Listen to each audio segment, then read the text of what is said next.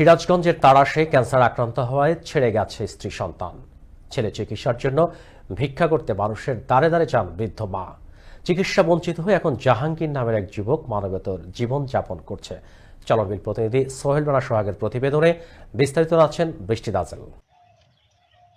সিরাজগঞ্জের তাড়াশের দেশি গ্রামের মৃত আইনাল শেখের ছেলে জাহাঙ্গীর আলম ক্যান্সারে আক্রান্ত হয়ে চিকিৎসা বঞ্চিতভাবে মানবেতর জীবনযাপন করছেন তিনি। ক্যান্সারে আক্রান্ত হওয়ার পরে তাকে ছেড়ে অন্যত্র ঘর পেতেছেন তার স্ত্রী, ছেড়ে গেছে সন্তানেরাও। দুরারোগ্য ব্যাধিতে আক্রান্ত জাহাঙ্গীরকে ছেড়ে এভাবেই একে একে সব আপনজন চলে গেলেও পাশে রয়ে গেছেন বৃদ্ধ মা আসিয়া। চিকিৎসা বঞ্চিত হয়ে এখন মৃত্যুর সাথে পাঞ্জা লড়ছেন তিনি।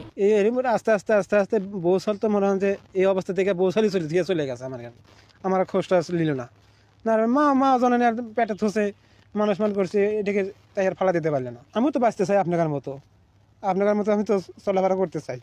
আপনাদের কাছে অনুরোধ, আমাকে যতটুকু পারে আপনারা সাহায্য করবে, আপনাদের কাছে এটি আমার অনুরোধ।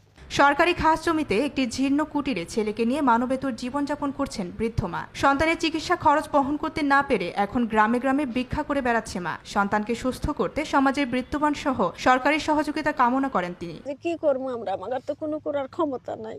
তা আপনাদের কাছে সবাইকে আমি জানাইতেছি, আমার ছেলে কি করে আমি চেষ্টা করবো, এই আডো আপনাদের করা নাই।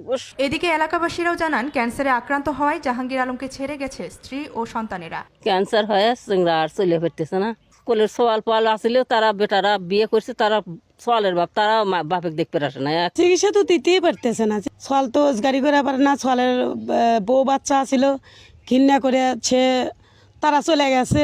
এই দেশের বিত্তবান লোক যারা উদার মনের মানুষ, তাদের কাছে আমার একটা দাবি থাকবে, আমরা সবাই তার দিকে যদি সহযোগিতার হাত বাড়াই।